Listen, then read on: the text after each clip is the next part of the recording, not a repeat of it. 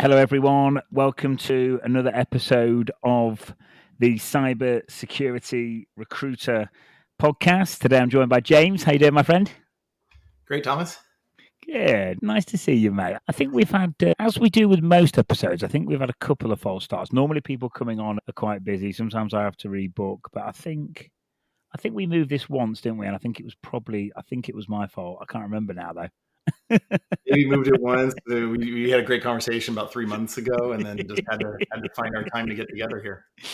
Cool. No, I'm looking forward to getting into this, James. I'm just going to do you a bit of an intro for those folks that don't know you. But we're recording this about the time of the DeepSeek news and the AI world being on fire. So there's plenty to talk about today, as well as plenty of other things. But for those people that don't know you, James, so James Wedewer started off back at Microsoft back in the day on the financial side, moved up to a management position at Market Science.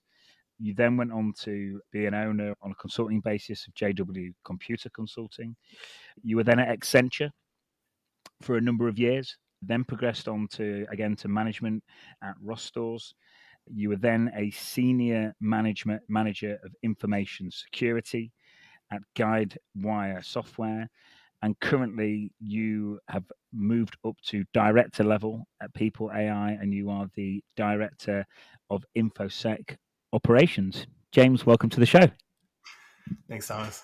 Yeah, no, cool. Nice to have you, mate. It's whenever I get people on at your seniority level, I like to unpack the journey and talk about what's gone on, talk about the good times, talk about the bad times and stuff like that. And I know I've done you a bit of an intro, but I'll start where I always start, which is, who are you? What do you get up to? What's a day in the life of James like right now? Yeah, it's great from a focus. I remember looking at an MBA program, which I had my MBA. And I remember when I was applying, they were really critical about, well, who are you as a person?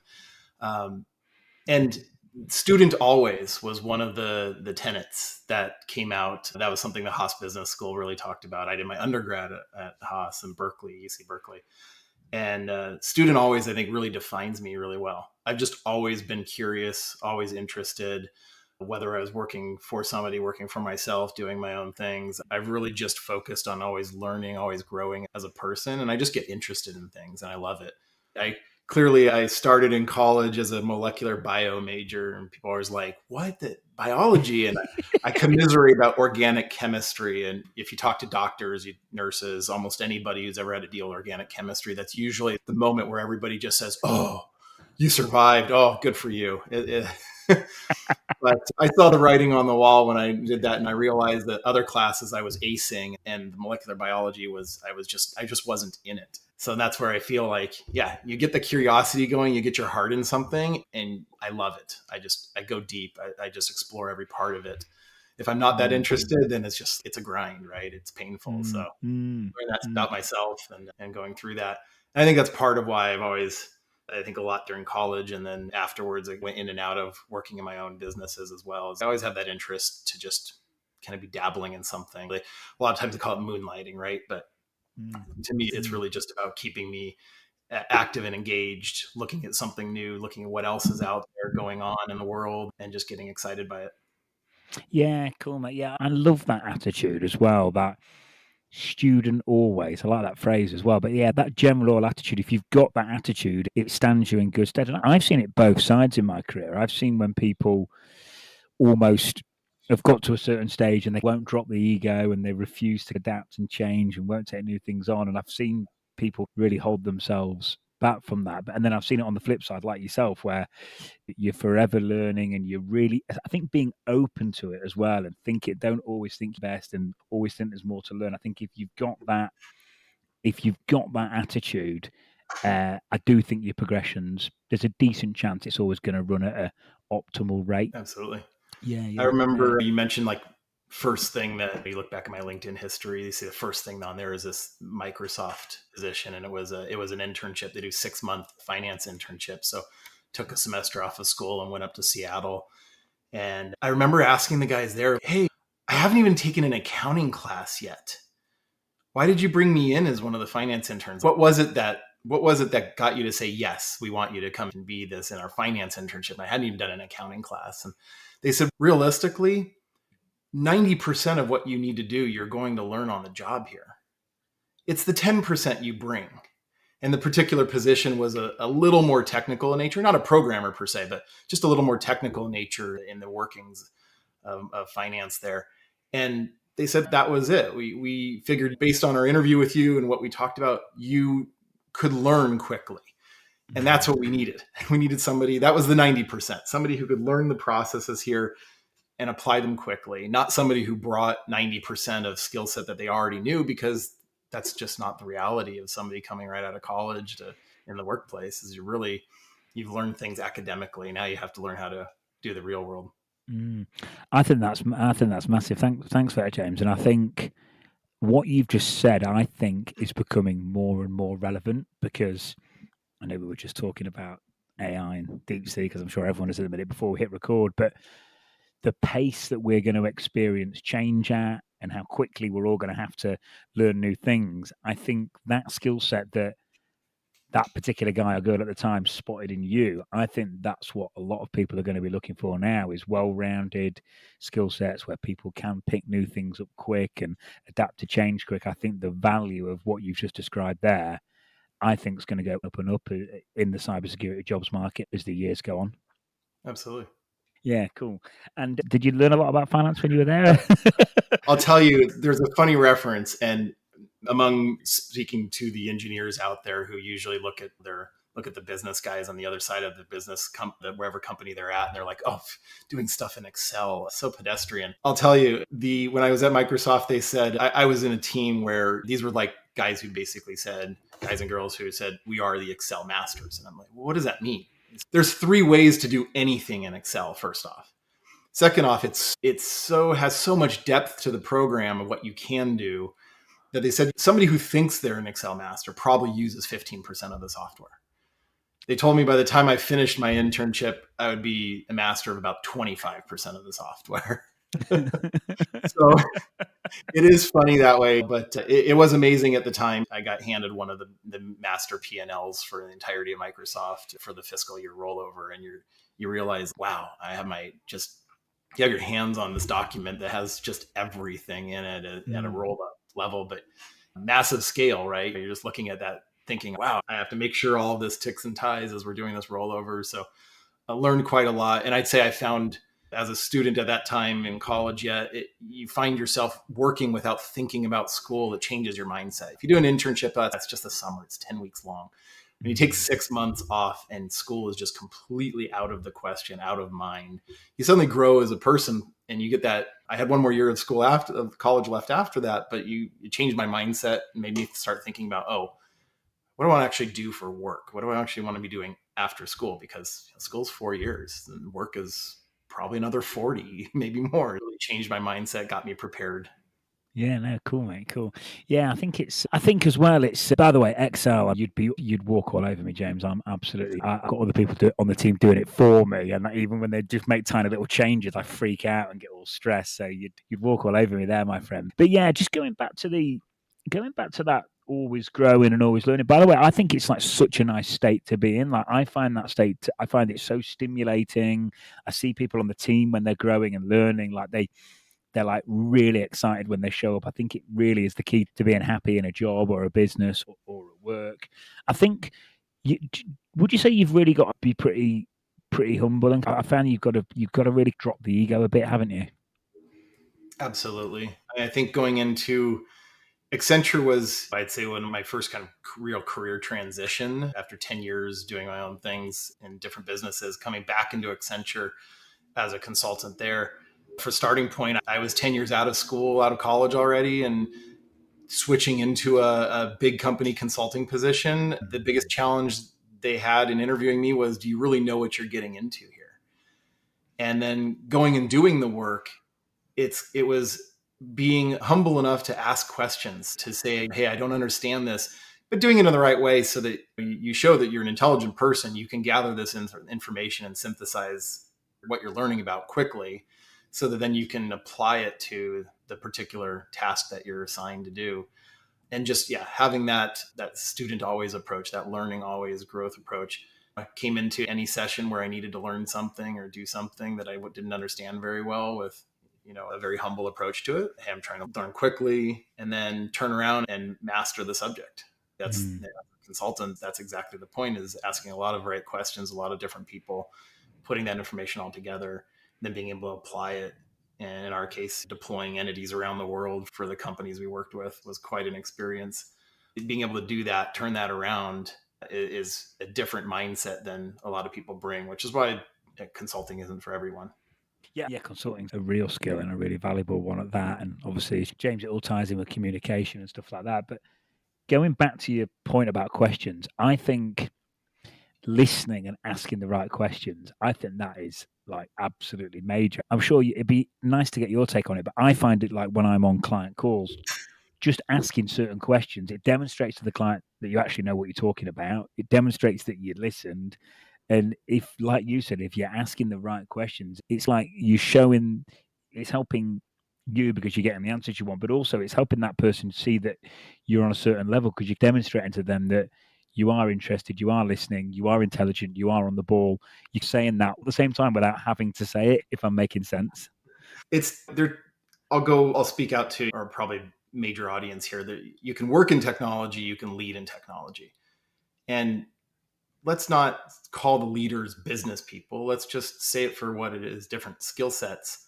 Do you put the buzzword pair into a Google search and go read on this? Active listening.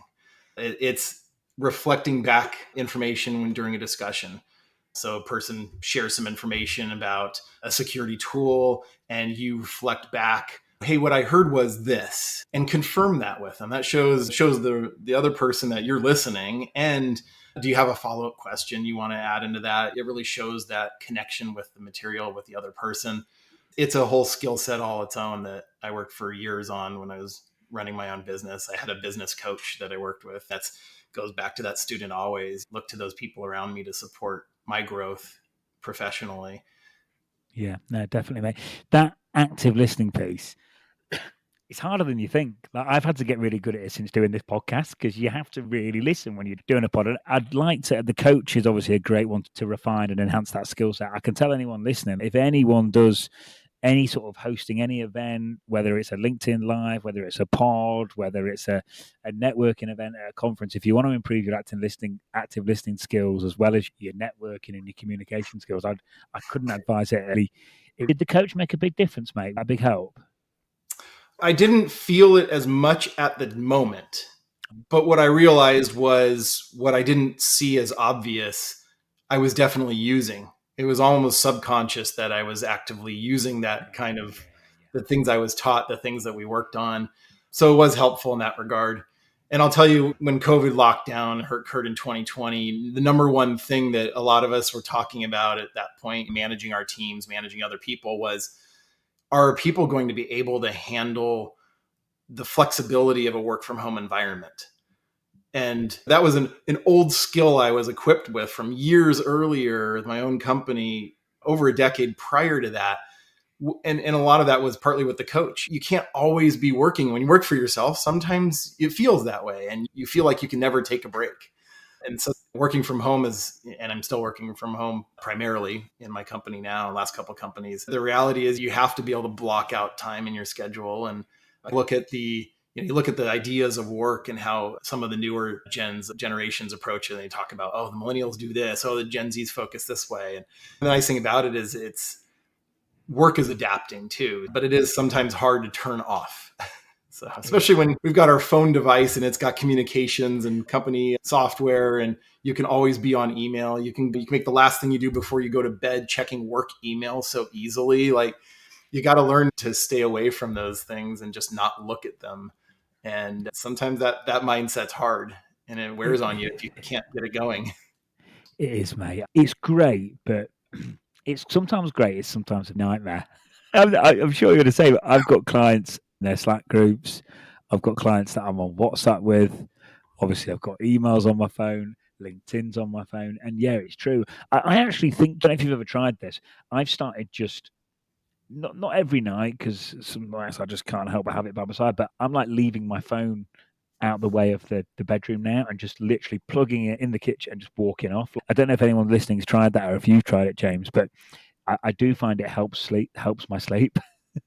I did exactly what you just said for years. I've gotten away from it the last couple of years. I have an automatic privacy mode. Since we don't have landlines anymore, I have a privacy mode, and only a handful of things are set up as priorities so they can break through that. My SOC, Okay. phone number for my managed SOC, that's a breakthrough number, right? And then family members, a handful of family members and whatnot. But yeah, exactly what you said. I literally did that for years. It really helped to just set the phone aside, plug it in down the hallway, not have it right there next to me in the bedroom. I think so, because like I was listening to another pod over the weekend and it was talking about anxiety level. It was actually talking about anxiety levels in I think 18 to 30-year-olds, but I think this is applicable to any age group. And they were saying a lot of it is down to what we're talking about, because we're never actually giving our central nervous system a time just to actually wind down. Because like you say, you can be emailing, you can be doing, I'm sure everyone's done it, I know I have, you can be doing work emails in bed, and then you wake up again and you're doing them in bed, and it's just, you just never get to switch off. And apparently it's linked to anxiety. But yeah, I think that's the way forward, mate. I think we need to start plugging the phones in the kitchen. But I'm pleased to hear your sock can still get hold of you. That's reassuring to know, mate. Pager duty or your SOC or whatever alerting phone number you have, whatever. Yeah, they have to be able to get to you when you're in my kind of role at 2 a.m. in the morning. I call it my 2 a.m. problem. What happens at 2 a.m.? If you can reach me or if you can't reach me, what do you need to have happening? Cool. So I think you might have answered some of this already, but it'll be nice to hear if there's any more to unpack, James. What do you think's why, if I'm listening and I'm maybe fairly senior, but I want to get up to a director level, I'm really into progressing. I know there's maybe improvements that I need to make, but I'm not quite sure. What do you think's enabled you to get up to director level? What are the main skills you've had to enhance, refine, and improve to progress, mate? Got it. I think when you look at manager, senior manager level roles, you're doing the work, probably leading a small team at that point, usually. Plenty of companies out there that stick the manager title on roles that have no authority over anybody in a team. But you're probably leading a team and you're helping them manage everything and doing the work to its the most efficient, the best you can achieve. The difference is that I think the director's level, you have to start directing what work gets done now. It's not just about listening to commands from other directors or vice presidents. What do they need?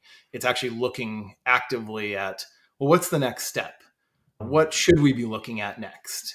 Can I propose something that would be an improvement for our company, for our security? It could even just be for the team. And I like that one. Actually, I'll center in on that for a moment. Hey, do you just keep your team energy up and other people around you? Sometimes it's not all about have we fixed up one more vulnerability? Are we meeting our SLAs? Sometimes it's, hey guys, let's get together and have a lunch. Just chat about life. Take 10 minutes of maybe have a weekly check-in at the beginning of the week. Take the first 10, 15 minutes and just chat about, hey, how was the weekend? How's your spouse doing? How's your dog? Any problems with your kids at homework? Just learn those things about the people you work with and make sure that you look at people first in that moment, because you're gonna have the whole rest of the week to work together and do the business. I think it's so easy. We've almost got so efficient these days, hardly any commute time, using automation when we can, and this, that, and the other. And I always say about this podcast, it's like, of course I can do a podcast because I don't really have to drive to an office every day anymore. So I've definitely got an hour spare every week. And it's like you said, it's so easy we've got all this spare time. We're way more efficient. We're getting more and more efficient as time goes on. But it's so easy to just almost change and forget about those things. I think I've been guilty of it myself. You just get lost in your own little world that's happening, and it can happen easily, mate, can't it? Yeah. Yeah. You just, where does people fit into the equation? It can't all be about work. Otherwise, what does it say? Makes Jack a dull boy. Yeah. All work and no play. Yeah.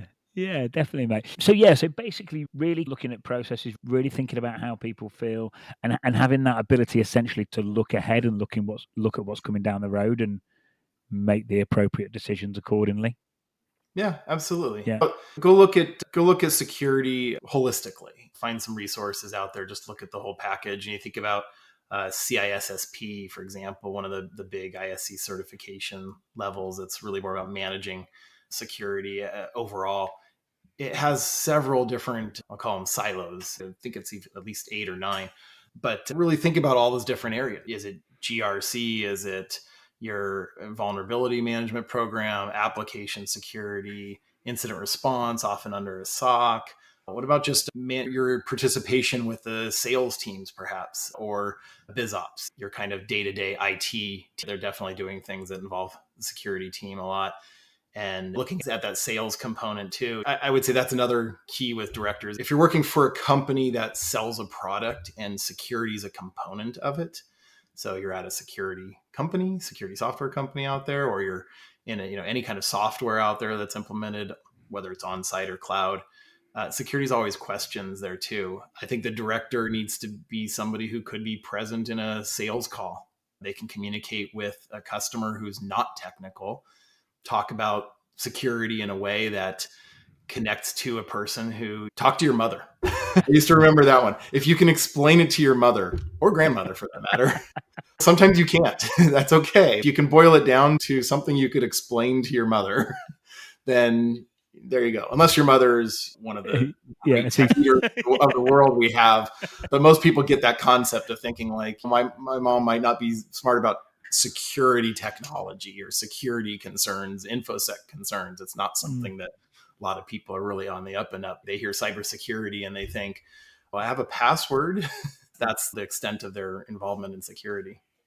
Yeah, definitely, mate. That ability to explain things concisely and clearly is huge. And I'm sure you found it as well, James, but the more senior you go, or just even in general these days, people just want you to get to the point. They really do appreciate it when you can just really just nail what you're saying down into as few words as possible. People like that.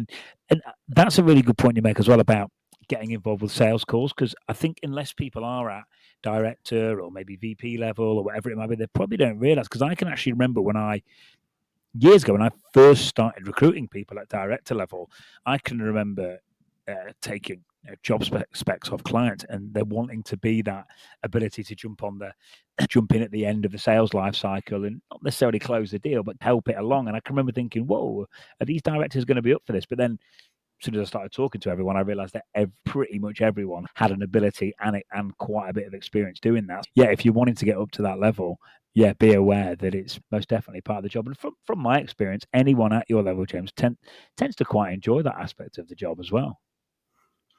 It is interesting. Yeah. Harkens back a bit to my more self-employed consulting days and Accenture consulting days too. You're in the sales process, and sales is not a dirty word. It's something that's necessary, right? Your company doesn't exist without being able to sell its product in some form or another. It's important to understand what's the customer's motivation. Why are they asking a question?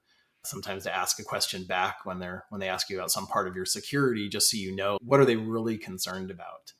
My company deals a lot with privacy because of the information we bring in from our customers. So privacy is certainly a valid concern, but every now and then a question's asked and it seems like it's out of left field and you're wondering, why are they asking that question? What are they really concerned about? And a few follow-up questions rather than just assuming the answer, which most of us on the technical side of our work would do, a couple follow-up questions, and you realize, oh, they weren't asking what I thought they were asking at all.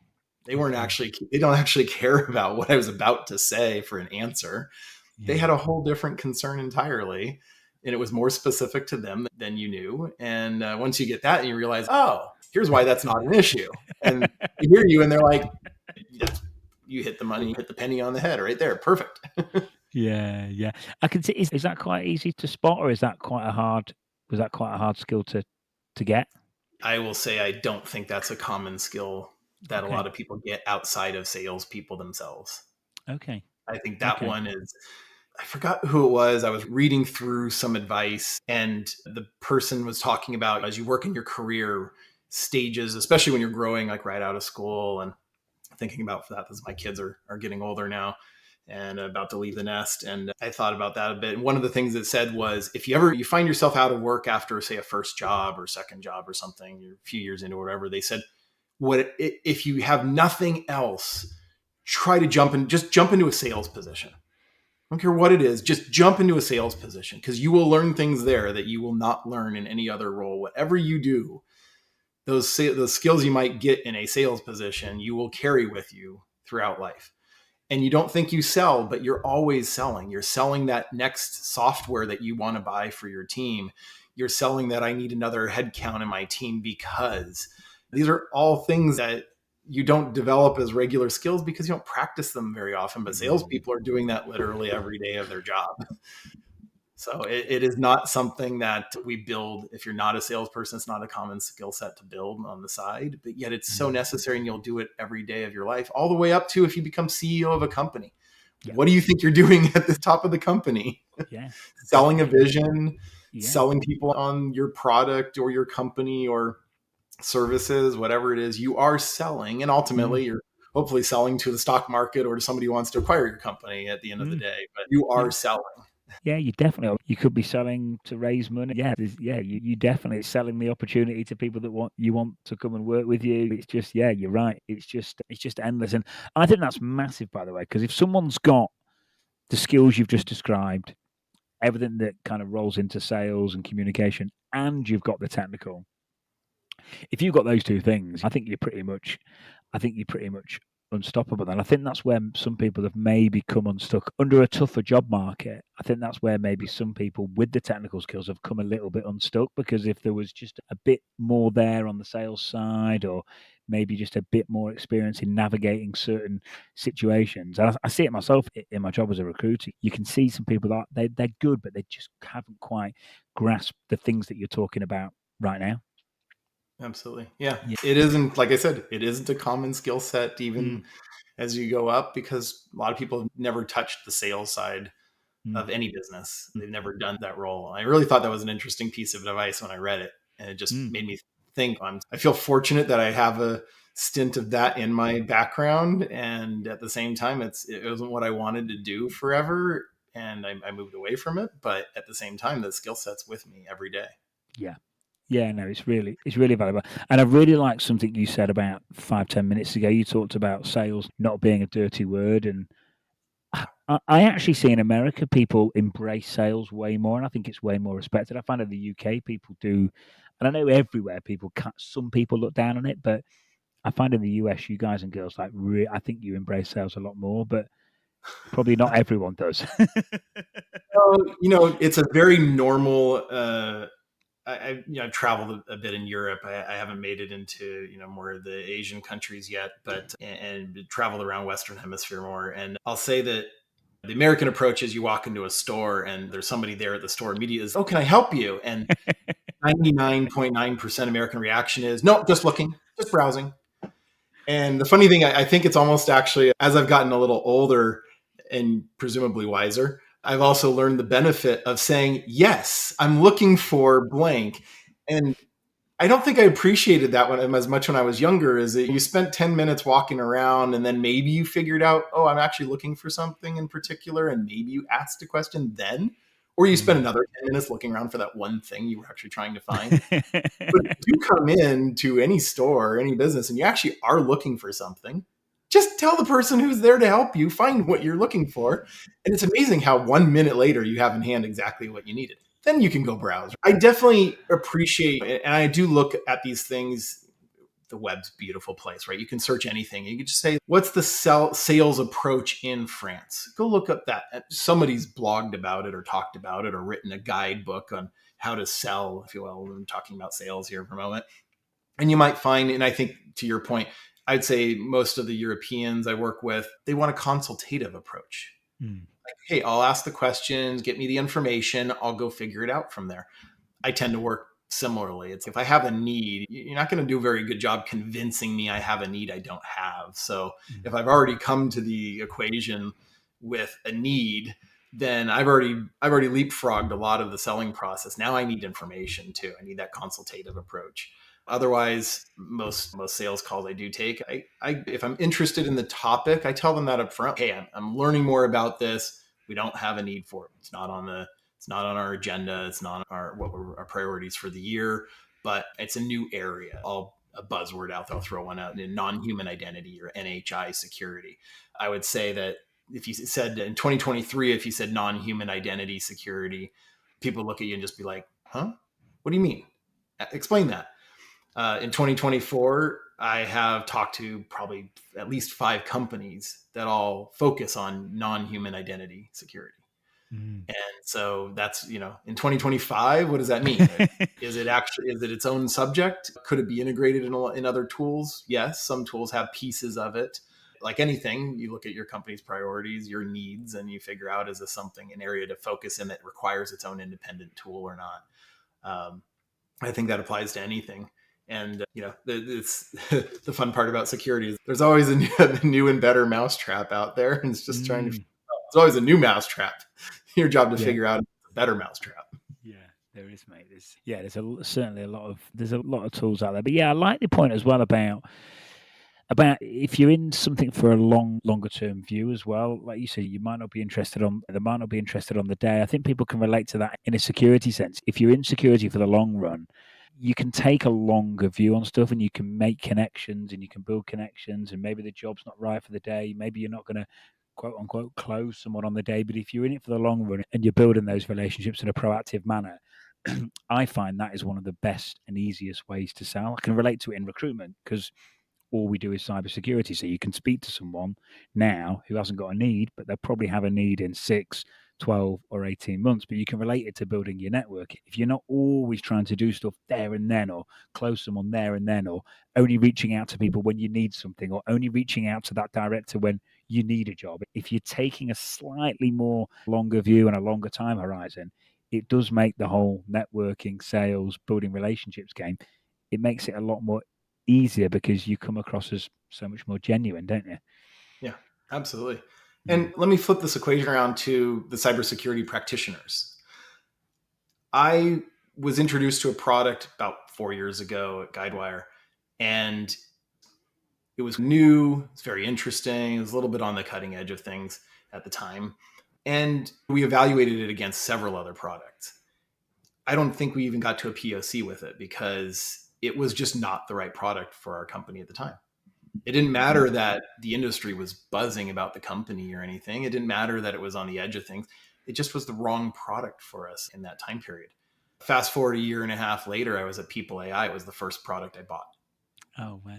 And when I put it into POC, and we did a head-to-head POC, which is a little tough to do, but we put it up against another product, and we had an incumbent that I had come to People.ai that already existed there. When I put those 3 products up, it was easy to see the incumbent was the third place. Sorry to them.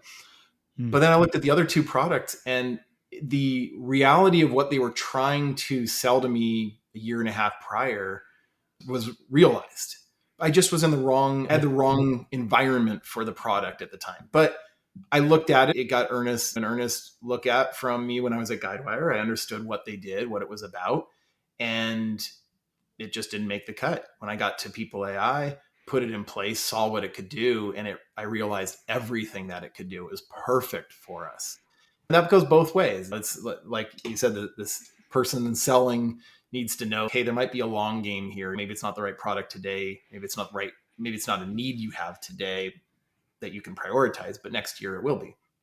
On the flip side of it, for me as a practitioner too, it's, hey, this product isn't right for me at my current company, but I learned about it. I understood what it could do. And so fast forward a year and a half later, if you're at a different place, or maybe you've got a different product at your current company that they've deployed that's just a different infrastructure, it might be the perfect product. You have to keep that knowledge. You have to learn about that, understand what it is, and then keep that knowledge because you might use it down the road. Yeah, definitely. No, definitely, James. Thanks. And it's a really good real life example of that. And for people listening, it can, and look, if you're on the jobs market now or something like that, and you're looking for a job, I understand that perhaps taking a longer term approach might be pretty tricky, but I think it should if it is always taken and that proactive approach is taken, if you're trying to progress, it just makes life so much easier. If someone said to me, go and find the new client today, it'd probably be pretty hard, and I'd probably have to ring round everyone and ruffle a few feathers and probably annoy a few people, and maybe I'd do it, maybe I wouldn't, but it wouldn't be a very nice way of doing things. If I go, I want to build 2 really solid relationships this year, or 3 or 4 really solid relationships this year, it's much easier. And yes, you want to learn and enhance these sales skills, but it's a damn sight easier when you take a longer term proactive approach. And if you're staying in security for the long run, then you can, and you're in work, you can certainly afford to do it, mate, can't you?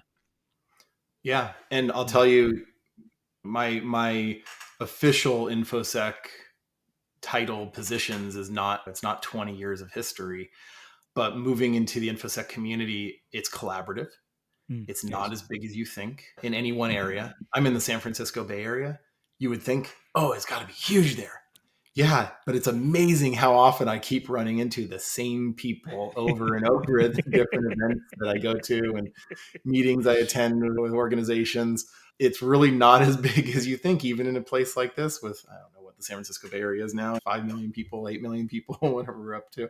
But the larger area, it's, to your point, yeah, there's people out there in the community. I think we all look at it as we're all in the fight. We're all in the same boat. We're all trying to secure our products, secure what our people are doing, secure for our companies, our customers. That puts you all in a place where you have something in common. And everybody, I'll say one. I've only run into one person, and he got a LinkedIn post, not by name. I didn't name him, but he got a LinkedIn post from me. Only met one person where I thought, this is not somebody who's like collaborative and about growth and supporting people. He was somebody who I felt was more like tearing people down instead of building people up. One. Okay. In several years now, one. Everybody else is just like, James, how can I help you? James, hey, what are you working on today? What's interesting? What are you excited by? Like you and I talked right before we started this, we're talking a little about DeepSeek. Why is that exciting? Well, it's just the topic du jour, right? It's interesting because China put a model out there that kind of upended how a lot of people were thinking about cost of building an AI model and getting something out to market, what it costs to train and tune it to get it out there. I think Anthropic was the last one, but 100 million for their last model. And then they're saying DeepSeek was only 6 million, but DeepSeek relied on several submodels, including other open source LLMs, to help do what it did, including ChatGPT, by the way. They pretty much admitted somebody was tricking DeepSeek into admitting that it was basically equivalent to ChatGPT, which is, wait, why would it say that? Yeah, but it's because it apparently had used it for some of its learning and training. See, you're way more technical than me, James, and you probably understand this more than me. But am I right in saying, on a really high level way, it's basically just, in a really clever way, it's just prompted the hell out of ChatGPT? Is that basically what it's done?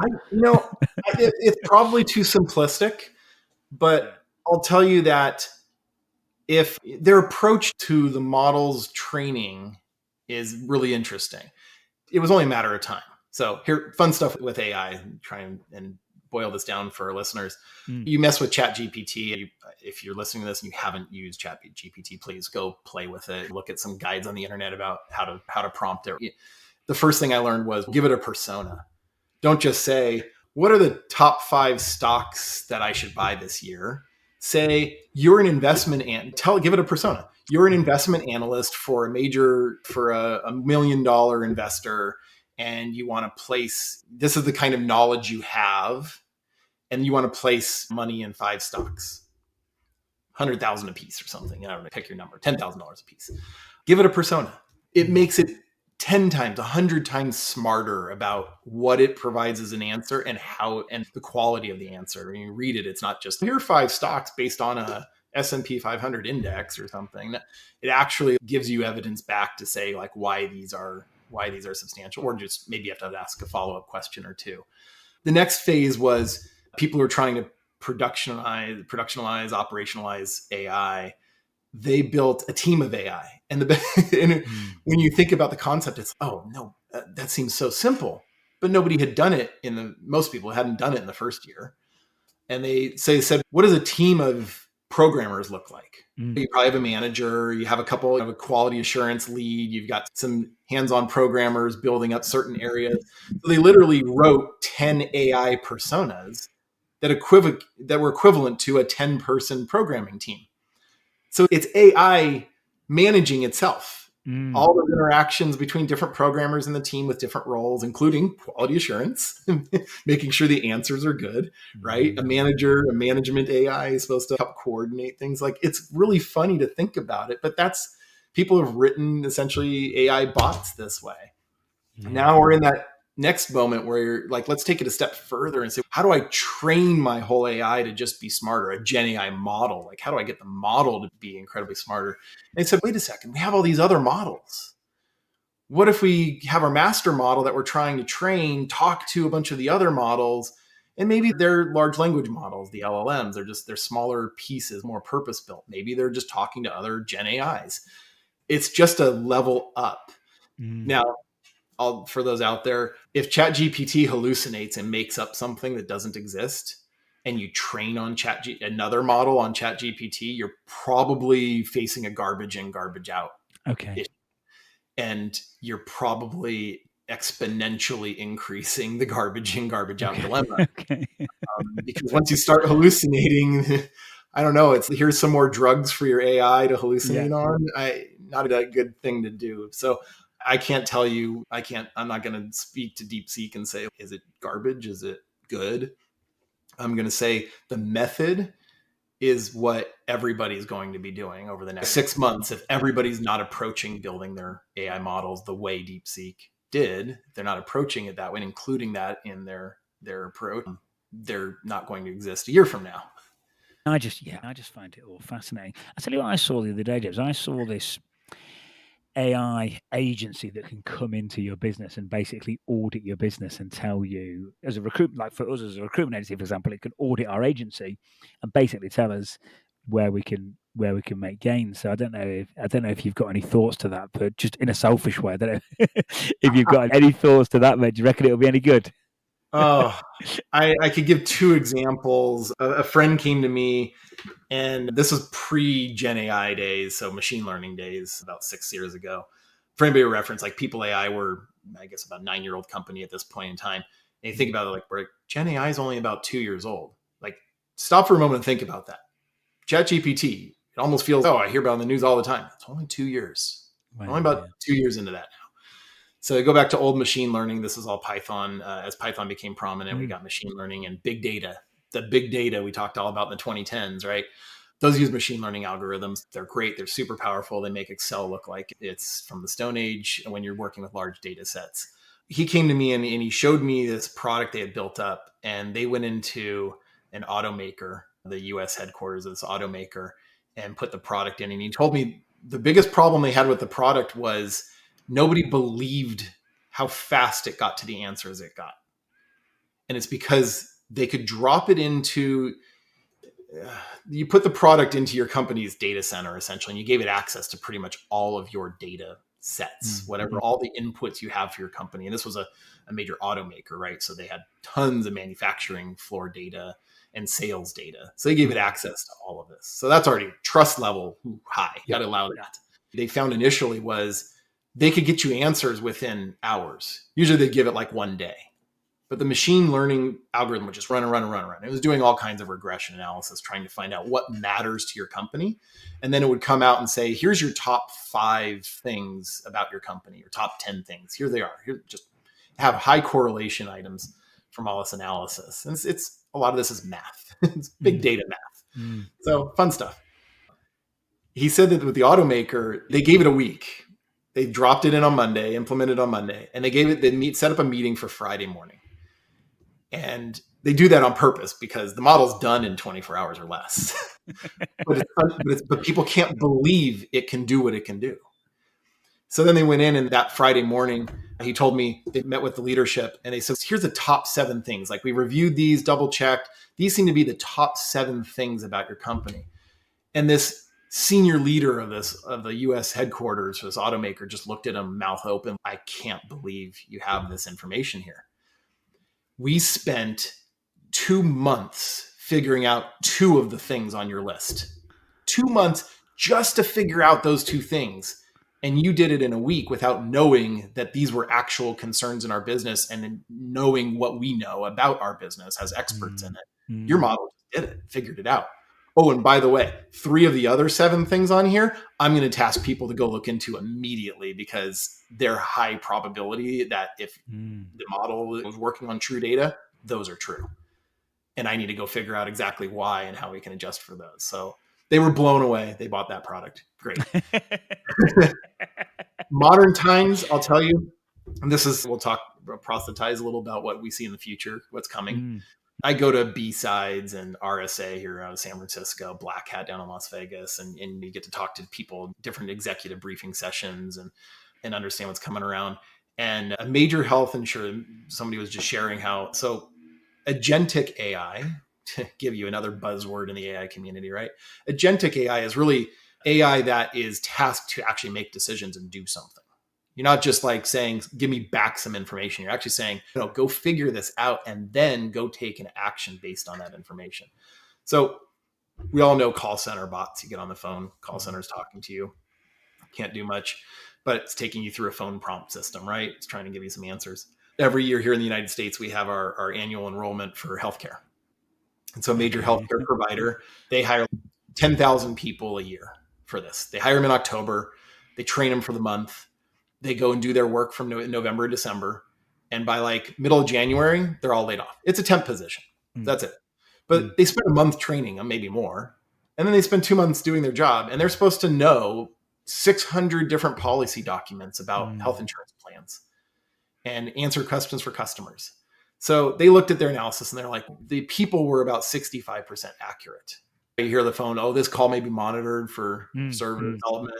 Yeah, that's what it's all about, is they're probably recording or they have a bot listening and transcribing everything. And they have to make that same notice. It may not be a human. It might just be transcribing it for it. And so they're thinking 65%, that's not very good, right? Shouldn't be very good. You're asking questions about your healthcare policy. And if they're inaccurate a third of the time, that's really not very good. So then a company came into them and said, hey, we can train a bot for this. We'll train an AI system and the AI will be the prompt. Voice prompt's great. And we all saw who did that? Was it Google that had that? The Scarlett Johansson voice, her basically stuck there. ChatGPT did it with GPT 4.0 version. That's right. That's what it was. So they said, we're gonna prompt this thing out a couple years ago and we'll just run it on the side. We'll see how it does. It was like 95% accurate. The trippy thing was they do the customer survey. The bot was more personable on average. And it's because if you have an 8-hour workday, the bot's just as effective in hour 1 as it is at hour 8. It doesn't need a coffee break. It doesn't bring, oh my gosh, my kid had a blowout this morning, was all mad getting out to school. And I didn't come in with a bad mood to work or a headache. None of that. The bot's just as good all day long as the first minute into the last minute. And so it wasn't as personable as humans could get, but it never had a bad day. So it's just consistent. So they said, this is really interesting. And you could have a bot as your sidecar, right? You could aid humans. I want the human to be more accurate. If it's transcribing in real time in front of a human customer service agent, the bot can suggest documents for them in real time. Pretty cool. But let's take it a step further. Apparently the bot was so effective that the next year they tried to do it with half the workforce, 5,000 people instead of 10,000 people. And they put the bot in place. And the bot was so good that my understanding, and whether this is true or not, it was a plan, whether they did it or not, because it was just this last year, it would have been true. They only hired enough people to be the escalation point when a human is absolutely necessary. And the voice bot was going to do almost all of the open enrollment Q&A on the phone with people. That's agentic AI realized right there. And it's a temp job. I'm not saying that AI should be replacing humans in all kinds of places, but I'd rather those humans be doing something that's more value added. Globalization changed it. The United States was an agrarian economy, and then it was we made cotton, and then it was a manufacturing economy, and now we're more of an information economy, and various parts of our leadership want to bring back a certain amount of manufacturing economy. Those are all great. I don't need to go back to agrarian economy except for what I need. I have lots of machines and everything that I only need 100th the number of people to have a field of corn today than I did 150 years ago or 300 years ago. So AI is doing that. It's making it more efficient. And by the way, remember, it was better than the humans at being accurate. great about the responses it was giving. So this is the reality coming down the road. We'll find a balancing act for it, and we'll lose some jobs and we'll gain a whole bunch more. Yeah. There's lots of analysis out there. World Economic Forum just published a paper that's actually interested in reading. Go look it up about the future of work. Try to read the summary. It's hundreds of pages long. If I remember, pages long. Look for some summaries about the future of work and AI. And they're talking about how, like, in certain models, AI will have net fewer jobs because of AI, but in other models, they're actually questioning whether or not it'll create more jobs. It's an interesting balance. We'll see. We're only a couple years into the realities of Gen AI. Either, James, read the summary or get ChatGPT to summarize it. Absolutely. Oh, perfect use of ChatGPT. Please summarize this long email into the top 3 bullet points. I love doing that sometimes. It's really fun to do that because it's usually really good. Yeah, no, it is interesting, and it's true. It's like the analogy of like man and machine, and like when farmers used to pick the crops and then they got the machinery. It is one of those moments, and it is going to be fascinating. But yeah, so basically your answer is yes, definitely get an agency to audit your business and see what you could be doing with AI. Why not? I think so. If you can trust the company that's involved in it. As a security practitioner, it's one of the first things I'm ever looking at is if I'm putting a tool in for vulnerability management or something, that's some of the most sensitive information about my operational infrastructure that anybody could possibly have. And a lot of these tools are cloud-based today, so they're not on-prem. They're not in my own data center, right? We put them into AWS or GCP cloud, and we run it all there. And then the provider might be in a different cloud than the cloud you're running on. And that's a scary moment to think about overall. We do all the same checks. Is their security decent? Is it going to protect my data when it's in their hands? And great. But now and some of these security tools, they're heavy Gen AI and they're heavy learning systems. They'll learn about your system over the course of a week and they'll tell you what's normal.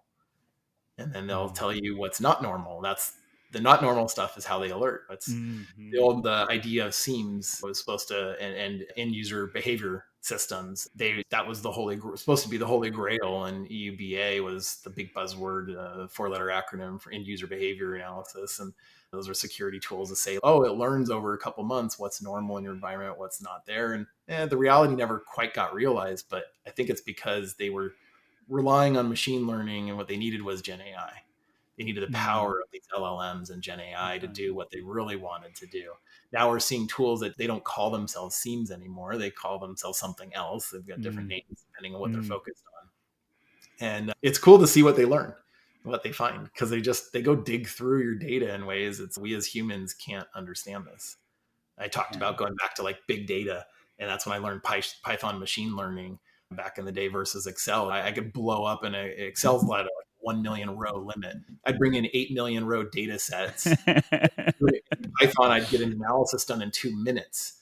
The 1 million or 100,000 row data set sometimes I'd work with would stick Excel on my computer running for 30 minutes just to get to an answer. And then here I am doing 8 million rows of data, massive data sets in 2 minutes, and getting better information and being able to iterate over that 15 times in the same amount of time that Excel could only do one calculation because of the size of the data and efficiency of the system. Keep moving, keep growing, and be ready for the next tool that can help you make your life easier and get you to answers that you couldn't get to before. Yeah, thanks, mate. We really are talk about the industrial revolution. We really are in a digital revolution now. And I think these next few years are going to be really interesting. And I think probably the last question, James, is any tips for kind of staying on the right side of it? Because I think there's going to be some big losers and some big winners. Have you got any final thoughts in terms of how to make sure you are on the right side of this digital revolution that we found ourselves in? Oh, I wish there was some magic bullet out there that I could say for certain, like, yeah, do this. I'll tell you, I feel for all of our programmers today. And I think part of that is that they're just constantly learning a new language, relearning some aspect of it. We didn't talk about Python 15 years ago. So, you could be a master of a programmer in C+. Hopefully that makes you good, but you got to learn Python, and then you got to learn Ruby, and then you got to learn Java and different flavors of things along the way. You're constantly learning and growing. So it's a tough grind on the programming side and the engineering side to keep on top of that in the software business. Overall, I think we talked a bit about people. For those out there, is stay on top of people and know what your value is as a person that can bring value to a company. What can you do for them? When I came into my breakout to information security was, I'll call it an extracurricular years ago, because it was a leader in the information security team at my company. I was in a position that was more program management, technical program management. And so I worked on different projects that would touch all of the silos of the company's technology.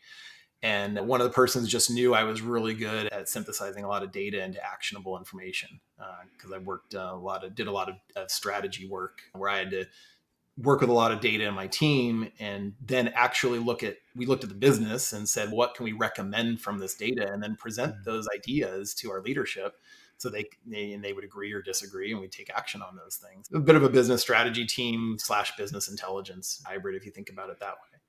And one of the persons just came to me and said, hey, I have this problem with this security issue we're dealing with. We have a massive amount of data. We're trying to figure out what matters. How do we work with this? I helped them build out a workable model. And then they took it back and they had the teams implement it on the servers in our data center and operationalize it. And that was my first foray into vulnerability management. And fast forward 2 other companies, I've now built vulnerability management programs. But it was just an introduction to cybersecurity and information security and vulnerability management years prior to that, where that person said, hey, can you help me with this? And I helped them with this. I also learned then what they were trying to do, grew from that. Back to your people then too, and look for those opportunities. I mean, that person saw what I could do, and they were the ones who suggested, hey, you can be good in information security. So help me make the connections to get there and get that first interview. I always tell people to think about what's the job of your resume? It's to get the first interview. What's the job of the first interview? To get the next interview. After that, you're probably in the cycle and point where everything's going to come together and you're either going to get the job or not. But that people component is huge, and knowing what you can do, what you can bring to the organization. If one person can get you the introduction to the person you need, the hiring manager or a leader of a team or something, just to give you that first pass, then you just that personal connection will get you started. Everything else from there, that's on you and your resume and your experience, but articulate then what you can bring, what value you can provide, what you can do for them. And that's a self-awareness question too. Cool, mate. Yeah, thanks for James. It's a really nice way to finish, mate. And just ability to pick new things up quick and being adaptable. Like I'm really getting that from you. And mate, it's an interesting time. And thanks for taking the time. I know I promised you an hour and we've gone way over. So thank you, mate. All right. No, good conversations don't need a time limit. Yeah, no, definitely, mate. Yeah, it's a really interesting time. I think we're going to look back on this period of life as just like the kind of wild, there's so much going on in the world right now, in the world in general, in politics, with AI, tech, like it's all, whoa, like it's hard to keep up, but it's very interesting. Thanks, mate. It's been really nice. It's been one of those episodes where we've just freestyled all the way through, but they're the best ones because they're natural and they're flowing, and I think they're the best for the listeners as well, mate. Thanks for unpacking your journey and giving us some good insights, especially the AI stuff as well and the progression-related stuff. It's all been really good. Thanks, mate, and nice to see you, buddy. You too. I've enjoyed talking through it all, and I hope the listeners find some value in it. Cool. Thanks, mate.